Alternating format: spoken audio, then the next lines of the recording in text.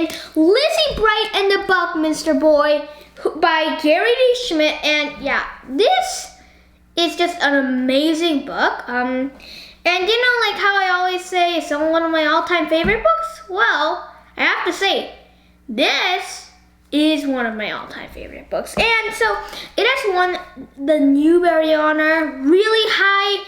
It's really hard to get a Newbery Honor. And then it's also won the Prince Award. And so Gary D. Schmidt has written so many other books like the Wednesday Wars and OK for Now, which I've made book clubs about, so hope that you check those out. Yeah, so Gary D. Schmidt, one of my all-time favorite authors. So he's made lots of my all-time favorite books, so he's my all-time favorite author. Yeah. Okay, so if this book is such a good book, what are you waiting for? Let's just dive right in. So in chapter 1, we're gonna go to Turner. And so Turner, just from 6 hours in Phillipsburg, Maine, Phippsburg,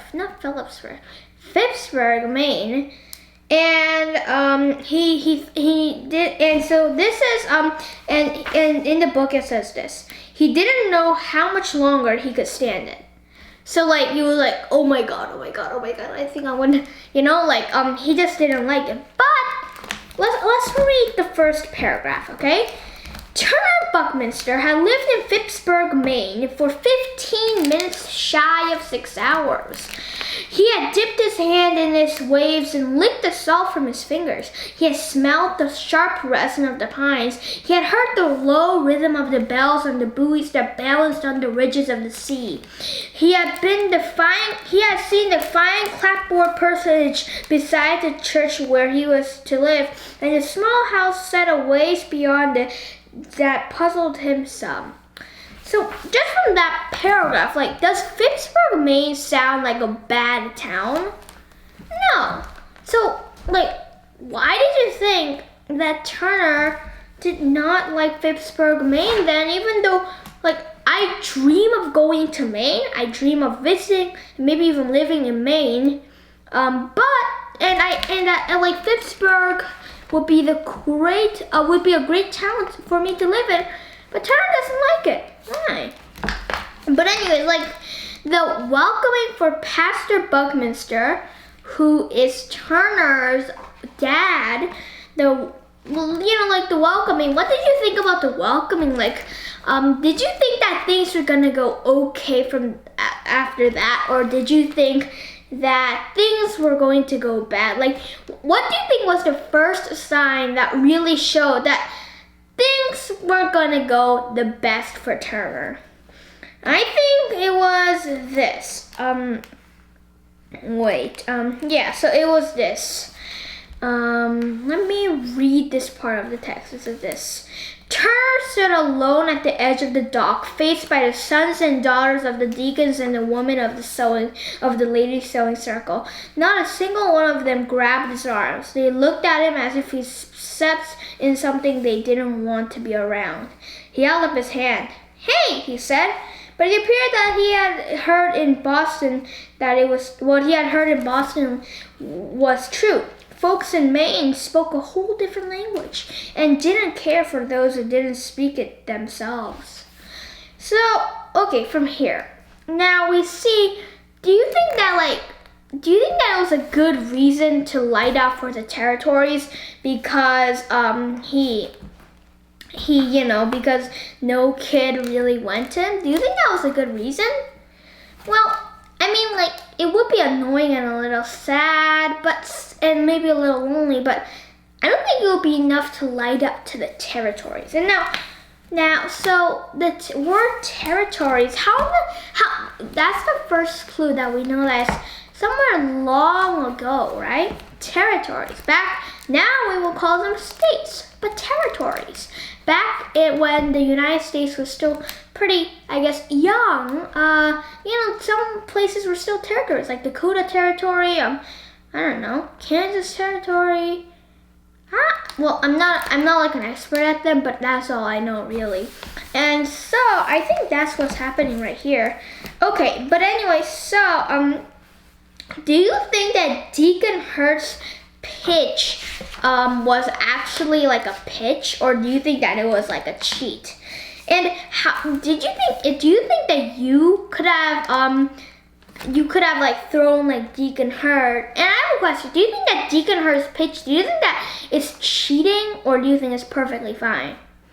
Well, it is pretty hard to do it, but I think that it is not cheating. Okay, but anyway, so do you think that Turner should have listened to what the other people were saying? And if you have been Turner, would you have listened to all the other people? I did not, because I'll be a little annoyed and I'll be like, oh, I can do this my own way, you know? Because like, I would be representing Boston when I was doing this, and it just looked a little bad to Boston. Now,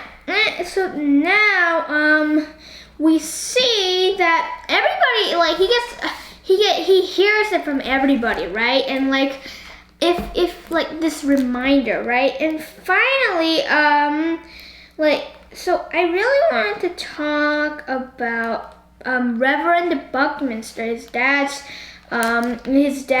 real response is this: couldn't you have done better than that? It didn't look like you were swinging right. So do you think that this was a very good way to sort of, make Turner really, to make Turner feel good about what he had done? And like, do you think that Reverend Buckminster, being the son of the Reverend Buckminster, do you think that it would be hard or easy? And we're gonna see a lot about this, right?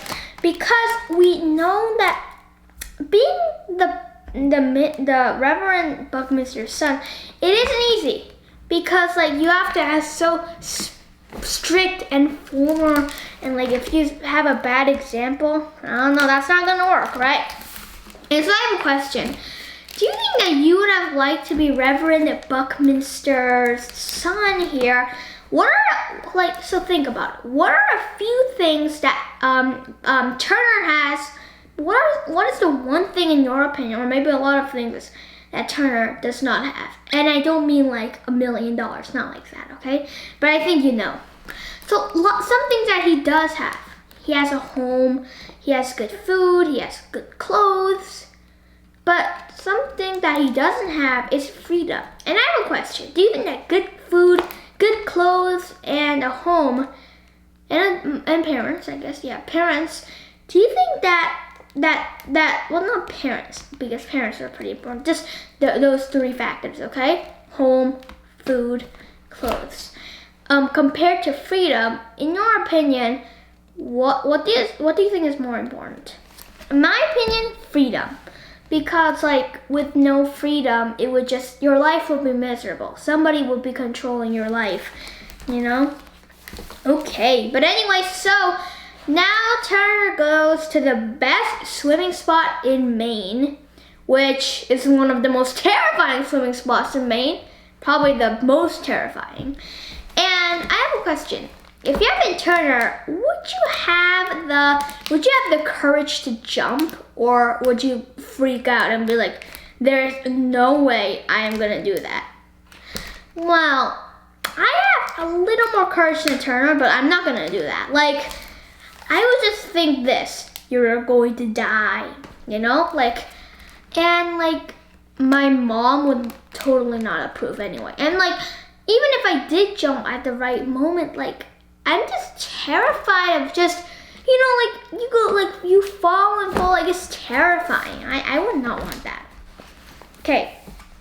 But anyway, so do you think that, Turner was bending his knees, ready to jump? Like, and then the wave was coming, the wave was there. Like, how did you feel? Like, how did you feel when like Turner was like, at that position? Like, yeah, how did you just feel? And you can use a number of things, 2 things or more if you think of other strategies. But one way would be like to have like 2 or 3, maybe even 4 or 5 words to describe how you feel. And another one, number 2, would be similarly, like I felt as if a fist had gripped my heart. Like you were terrified for Turner.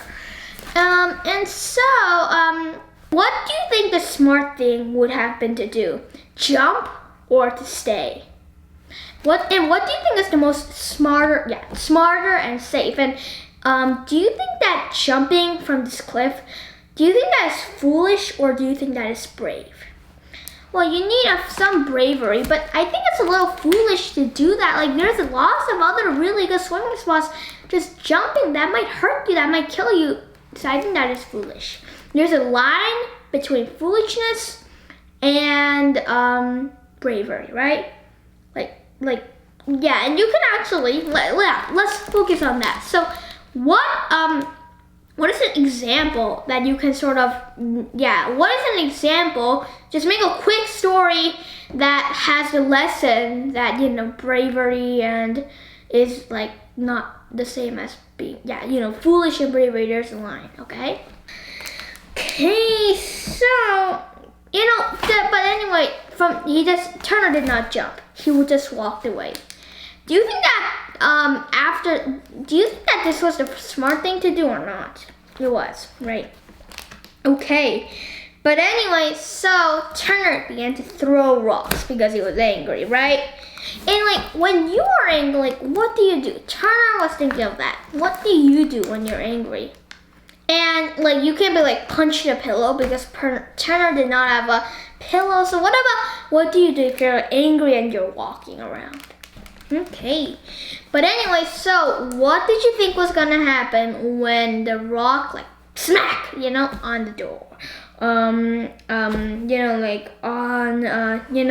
The rock hit something and the door opened, right? What did you feel was going to happen? What happened confirmed my worst fears. Okay, that was a little too dramatic, but still. Do you think that, this woman, right? This woman, I don't like her. And so, do you think that this will be sort of the repetition in the book, or do you think that it's gonna happen only once? I have a feeling that it's gonna keep on happening, right? Now, after that, this old woman came, right? Her name was Miss Aaliyah Heard. Ooh, okay. But anyway, so Miss Aaliyah Heard said this. So, Turner Buckminster III, when you look through the number at the end of your name, does it seem like you're looking through prison bars? Did you understand what this person was saying, or was it complete confusion? Well, the number 3, I don't know if you can see this.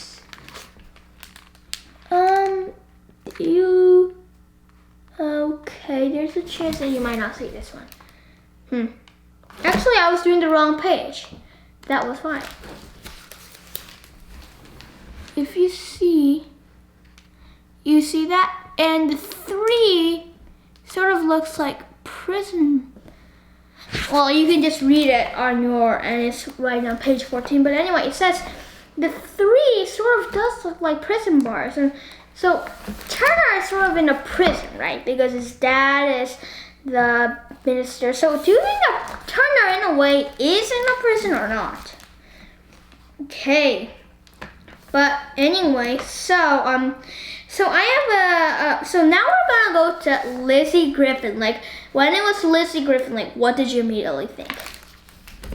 Lizzie Griffin, Lizzie Bright, and the Buckminster boy. And we've officially met both characters. So I have a question. So now, what is the sort of the main difference between Carter and Lizzie? And I don't mean facial, skin color. I mean something else. Well, Lizzie has freedom. Carter has food and clothing and a good house, but he does not have freedom. Now, Lizzie does not have food, doesn't have good clothing or food or stuff like that, right? A good house, but she does have freedom. Sort of, right? Because she's getting kicked out of the island. Now, how would you feel if you had been Lizzie, okay? And you were gonna get kicked out of the island? How would you feel? Now, of course, this is gonna come later, okay? But I just wanted to talk about it right now, about getting kicked off the island. How would you feel? Now, you can use a simile. So, I use a simile again, it will be this. I felt as if my insides were getting boiled, you know? I was angry, I felt sick to my stomach. And anyway, so what do you think about this Lizzie character? Like, do you think that she's strange or interesting? Like, what do you think of her? I think of her sort of as a wild animal, and not in a bad way. I mean, like, you know? Like, she's sort of wild in a good way. Okay, but anyway, so now, Lizzie... So now of course Lizzie, right? And Lizzie saw these men in frog coats, and there was a boy wearing a shirt so white that it hurt to look at, okay?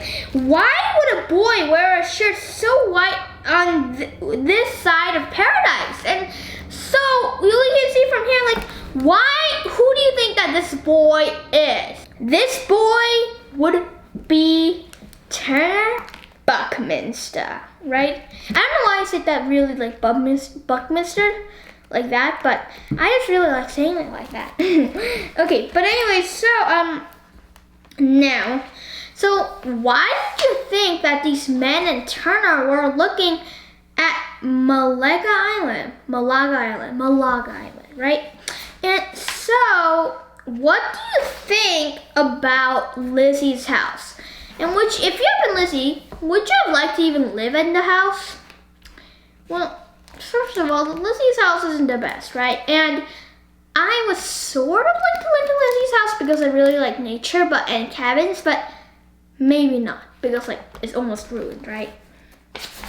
Okay, but anyway, so now we're gonna go to chapter 2.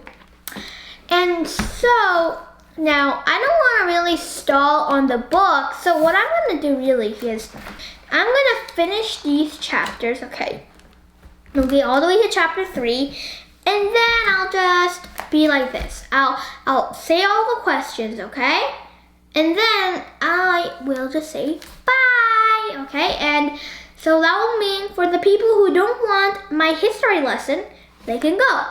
For the people who stay around, I'll say some history and also some facts about the real Malaga Island. I'll just say that there is a real Malaga Island, but not gonna say anything more. Just stick around if you want to learn more after I say bye, okay? And then after my history lesson, and just my lesson, okay, not my history lesson, then I'm gonna say bye again to the people who are still there. Okay, but anyway, chapter 2. So, now. Okay, so now, did you think that Sheriff Elwell was going to shoot Lizzie or not? And, anyway, so, do you think that, making everybody get out of Malaga Island for tourists, right? And hotels, what do you think is more important? People's lives and homes or tourists and hotels? People's lives and homes, right? And do you think that it's right to just, swipe everything away? Okay, no, right? And if you had been Turner, how would you have felt about all this unfairness? And did you think that Turner actually thought that this was unfair or not? Because this was back when everybody sort of thought that black people were not equal, right? Okay, but anyway, so do you think that this beach is like a cool beach, or do you think it's like not the best beach because like it's too cold, the water's too cold and it's just lonely? What do you think? So now I have a Turner his punishment, reading to Mrs. Cobb. How bad do you think that this punishment will be? Like, how bad do you think that reading to an old lady could be? Like, what did you predict? I predict that it was gonna be terrible. It was more terrible than I thought it would be. But yeah, so and that's excuse me, and that's really saying something, because I really just I think very dramatically.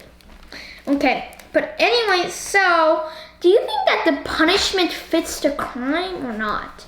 I think that Turner, if there's any damage, he should do that. He should say sorry. Yeah, he should have just apologized. Say, introduce himself to Mrs. Cobb. Just apologize and go. That would be the good thing. Not reading. Okay, but anyway, so do you think that Mrs. Cobb just really focuses on the last words of your life? And do you think that the last words of your life are actually important or not? And do you feel sorry for Mrs. Cobb about this? And why or why not? I feel really sorry because, she's thinking of her last words. She's not thinking of anything else. She doesn't have any parents. Like, maybe she does, but maybe they died. No friends. Well, she is a disagreeable person, but still. And, like, family, they're all either far away or passed away, right? So it's just really lonely, and I see why that she would really only think about her last words. But still, do you think that the last words are really important? I'm gonna ask that question again. Okay, but anyway, Willis and Turner, they have a fight, right? And so now, do you think that fighting is the good way to solve things? No, right? And so, do you think that Turner should have fought or not? And just because Turner is the son of the minister, minister or reverend, right? Do you think that means that he has to be so sane and not like so crisp? Or do you think that he can be like a boy? He can be like a boy, right? And about this fight, like, who do you think won in your opinion? Turner or Willis? I think maybe Turner. But that's only my opinion. Maybe Turner. I think that they both got like this much, like they were both 50-50. Okay, but anyway, so what did you predict?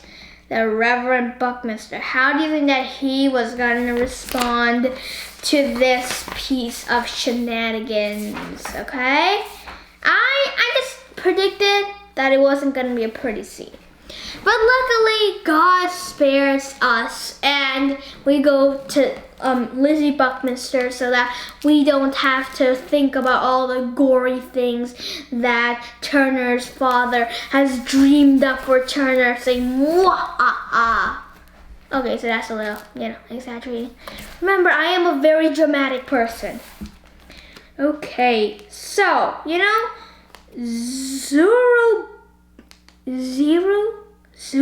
Zerubbabel listening to God speak, right?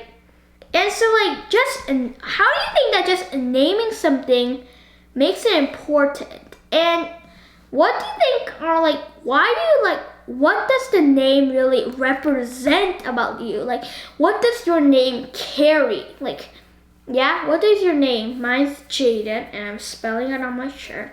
Now you can see, but, J-A-Y-D-E-N.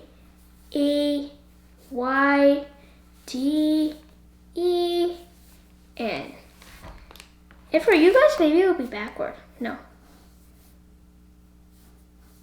I don't know.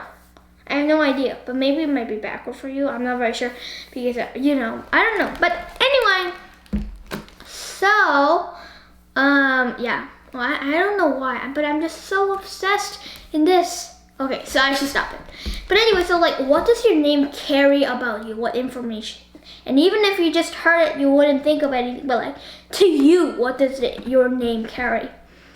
Now, so, anyway, now I have a question. How do you think that, okay, so we've gone through this, right, about leaving the island. So, instead, I wanted to talk about Reverend Griffin and his change. Like, why do you think that he changes when he begins to preach? And like, have you ever seen anybody change like that? Not just preaching, but anything really. Like, do you change? Yeah, I changed like completely. So, right before I recorded this, I was like this, okay? So now I really like recording this. I love it. But at times, so it's like this. When I was like going to begin, I was like, I don't know what I'm gonna say. I'm like, what am I gonna say? And like, even though I prepared some of my questions, like I still was like, what am I going to say? What am I gonna say? And like, I was so distressed. And now I'm not distressed at all. I'm so happy. And like, I'm doing over the top expectations. Sorry about that. For me, right? I mean, like, well, you might say no, but like for me, it was a good, like in my opinion, because I just really set low expectations, then like just jump over them. I don't know why I do that, but okay. But anyway, so yeah, that was a definite change in me. Okay, but anyway, so why do you think that Lizzie's grandfather showed the graves to the men? Why do you think that was so important? And why do you think that, Lizzie's grandfather showed that to the men? And did you think that the men should clear those graves away? No, right? And like, I think that the reason Reverend Griffin showed it was because, like, it was their land. Their people were buried. It was theirs, right? And do you think that this... Okay, sorry. Here's one of the things. I just totally forgot the name of this place. Yes, it was Malaga Island. And so if I forget that, I'm just gonna say M Island, okay? But do you think that Malaga Island belongs to the people of Malaga Island, or do you think it belongs to the state of Maine? Even though legally it's the state of Maine, do you think that it still belongs to the people? What do you think? I think that it belongs to the people because they live on it. In the state of the Maine, if they have any justice, they should let people stay on that, okay? And so, what do you think will happen to the people of Malaga Island when they have to move out of this place? What do you think will happen to them? So, Chapter 3. And now, so we're gonna go to Turner, right? Do you think that, so Reverend Buckminster's replied, not the best, right? And do you think that it was Turner's fault for doing everything that he did? Or do you think that it was just being unlucky? Do you think that, but here's the thing, right? Reverend Buckminster was reading about, what was it? Something. Okay. But anyway, yes, that was later. But anyway, so do you think that the books that Reverend Buckminster has, do you find them interesting, or are they just completely boring? They are completely boring, right? I mean, like, the heresies of the modern world and the infallibility of orthodoxy, or like this, or here's the one: an alphabetical compendium of all sects, a view of all religions, occasional sermons of the reverendaments, whatever, right? Boring. Like, Lizzie Bright and the Buckminster Boy is way more interesting than those books, right? Okay, but anyway, so now do you think, just Turner hated himself for being the minister's son? So if you have been Turner, would you have also hated yourself? Like, not yourself, but like, would you have hated that you have been the minister's son, or would you like walk proudly because you were the minister's son? I would be like, I just hate being the minister's son, But anyway, so Turner tried with some rocks and a piece of driftwood to bat, but it just didn't work. And then Lizzie came, right? And Lizzie was not in a good mood, right? And then she saw this white person doing this. If you had been Lizzie, how would this have sort of pushed you over the edge? Okay, but anyway, Turner and Lizzie, the start to their relationship, do you think that their relationship so far by chapter 3, do you think that is a good one, or do you think that it's still pretty shaky and bad? What do you think about it?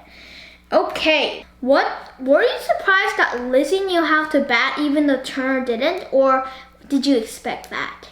I actually expected that. Okay, do you think, so now, I want to just read a little of the book, and it's this. Lizzie Bright Griffin, do you ever wish the world would just go ahead and swallow you whole? Sometimes I do, she said, and then smiled. But sometimes I figure I could just go ahead and swallow it. And she held her arms out wide as if she could gather it all in. And for a moment, Turner had no doubt that she could. Sometimes Turner's talking about world swallowing you, but Lizzie's talking about you swallowing the world. But what do you think the main difference in these two ideas are, and what is the better one in your opinion? Well, I don't want the world to swallow me, but I also wouldn't want to swallow the world. But I think that not really swallowing the world, but just facing the world and beating it, right? Because the world is at times the world isn't the best. Anyway, Turner's dad is just not the best, right? And this time, and Turner's dad was talking, and finally, here's the really surprising thing. Turner's mom said this: "Buckminster, stop it." What do you think it took for Turner's mom to say that? Courage, right? And do you think that she agreed with Turner that Turner's dad wasn't the best? And do you think that after this, Turner's dad will be more understanding, or do you think that will be worse than ever? I think that it's gonna be worse than ever, right? Okay, but anyway, so I have a question. Do you think so Turner was grinning like a loon, and just grinning like a loon. How do you think that sort of helped Turner's mood? And do you think that even if Turner cannot fully avoid being the minister's son, maybe he could? Do you think that, what are a few things that you could teach him to really be more like the other kids? Oh, I have one. He could, being the minister's son, yeah, he could request some other kinds of clothes, and he could just play. And since he's gotten better at baseball, he could do baseball, and kids will be like, yeah, he's not such a dork after all. And yeah, and he could still do the things that really acquired him as a minister's son, but he could still do a lot of other things. Maybe he could join, at school, maybe he could do some really interesting things. So now, and also he could do a lot of fun things.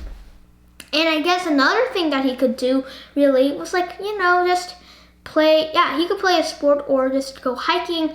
That wouldn't be avoiding doing bad stuff. That would just be going out, right? And it would be okay. Okay, but anyway, so Turner, he just hung his head and a few of his body parts out the window, and somebody just called right in, right? And Turner's dad called, "Turner, are you hanging yourself out the window?" So there's lots of pressure, right? And do you think that you would have liked all that pressure or not? Okay, and we're surprisingly already done. And well, I just hope that you had a really awesome time with me. Few last questions. What was your favorite part? Okay, so far in the book. I think that it was when we met Lizzie and I was just about to say Lizzie and the Buckminster boy. I mean Lizzie and Turner met. I think that was my favorite part, but mostly I liked almost all the parts. It was really hard to choose that one. So if you want, you can do 2 or 3. Okay, what's your favorite character? I can't. Lizzie. I mean, I'm Turner's my second favorite character. Almost my first favorite character. Like, I have to think really hard about this, but Lizzie, I like her. Okay, now what's your least favorite character? And remember, if you have like favorite characters a lot, and you can do 2 or 3, least favorite characters, if you have more than 2 or 3, maybe you have like more than 1, yeah, you can do a lot. Well, my least favorite character would be Turner's dad, completely, and also Sheriff Elwell. Okay. How did you like the book? Okay, let's just review back. Let's, think about it. And how did you like the amazing book? Well, we haven't finished it, but how did you like Lizzie Bright and the Buckminster all the way to chapter 3? I loved it, and I hope that you keep on loving it. Keep on loving it and loving it and loving it, because it's gonna get like so much better. Okay, so I hope that you keep on loving it. Also, finally, last question, and then I'll say bye. But for the people who want to stick around, history lesson coming up. And so, now, okay, I don't know why I'm stuttering like this. Now, let's just go to the question. So, what do you predict is going to happen to Lizzie and the rest of the people? How do you think that they're going to survive? And like to Turner, do you think that Turner is actually going to actually win some baseball games? And like, think of a few questions that you could ask yourself and answer them. Like, I'll give you one last question. Do you think that Lizzie and Turner, like, what do you think will be another thing that they might do together? And this is a really big hint. Title, look at what they're doing. Big hint, or you could do something else, but that was a really big hint in my opinion. I could think of something else that was not rolling though. Maybe they would go out into the, look out into the ocean, and maybe they would even try the swimming spot that Turner was terrified of, and maybe Turner will overcome his fears. But it's completely okay if he didn't do that, because that is pretty dangerous, but I think that Lizzie would have the guts to do that too. Okay guys, hope that you really enjoy doing this with me. Have a great rest of your day or night for the people who, like, right now it's nighttime. So if you're night too, then have a great rest of your night. But if it's day, have a great rest of your day. For the people who want to stick around to not the history lesson, just the lesson of the real Malaga Island, stick around. But anyway, for the rest of you guys, hope that you had a really amazing time, okay guys? Bye! Keep reading because it's awesome, my motto. Okay, so for the people who stuck around, let's just go into our lesson. So Malaga Island was actually a real island off Phippsburg, Maine. So it was actually a sheltered island because there was a bigger island called Bear Island that was east of this, okay? And remember, Maine is on the east side, right? East coast. So if this was Phippsburg, then this will be Malaga Island. Okay, and I have to switch, okay? And this will be Bear Island. And of course, this is the Atlantic Ocean, and this is the way to Europe and Africa. So, it's like that. So it's sheltered from a lot of storms because of Bear Island. And so, now, I just wanted to say a few things. First of all, what happened here, people had to get out. That was actually a true event in 1911, 1912, sort of that point, because this is set in 1912, and that was sort of set in 1911, 1912, sort of ish, right? Okay, and so also another really interesting fact is that some of the houses are still there's photos of some of the houses, and just look at them up. It's really fun. Find them at the Maine Museum, or maybe just Google them up. Malaga Island houses. And so you can't live there, but there's a few really good trails. You can explore the houses, and here's a really cool thing. Back then, there was no school, so these kids went to this house, to this really big room, and they all studied there. But then 2 missionaries, they came and they made it their mission. I know, missionaries' mission, yeah. well, their mission, but anyway. So their mission was to build a school, and they did. And so it's really cool. You can actually see a class portrait about that. Yeah, it's pretty cool. And also, another really cool thing was, now we aren't gonna go really deep into this, okay? Just quick, like, I don't know, 3-minute lesson. But really another really cool thing was that so that somebody, there's actually a bay called Button Bay. But before that, Malaga Island, yeah, it's really full of nature. It's amazing. And Button Bay is part of it. So Button Bay, why was it called Button Bay? So there was this woman back then. And so there was this woman from back then, and she washed the clothes for the people, okay? And of Malaga Island, and she washed them in the ocean, okay? But she lost so many buttons, okay? You know, when washing them in the ocean. And after that, people who began to study like how people lived back in the 1900s, like archaeologists, they found buttons in Button Bay, so it was named Button Bay. And there's also, like, you know, they also use alliteration, so I thought that was pretty cool too. Button Bay. It's so satisfying to say that for some reason.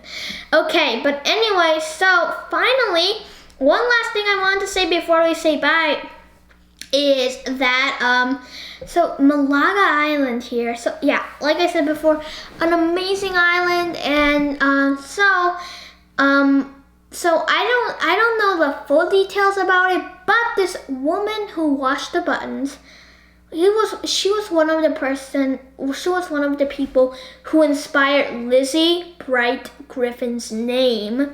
So there was another person too, but I think that Lizzie, I'm not very sure, but I think that Lizzie was from the author's imagination, Gary D. Schmidt, but I think that's Griffin and Bright. I'm not very sure about, maybe it was Lizzie, but some people, they shared the same name. And so I have so I have a few more things to say. Lizzie Bright Griffin was actually set on this girl and Gary D. Schmidt, he has seen this picture of a girl who was on Malaga Island, and she had this defiant stare, and she was looking at the camera like this. Okay, and so she didn't like it, right? And so that was how, that's how he modeled Lizzie as, because she didn't like it at all that they had to go, right? She hated it. And actually Turner was based on Gary D. Schmidt himself. Like he just based the character on it. It doesn't mean that Gary D. Schmidt was like the son of son of a minister. Well, yeah, I think it was a minister, right? Reverend, I don't know. But he was a son of a reverend. But still, like, the character was based, and maybe he was. I have to search more about that because okay.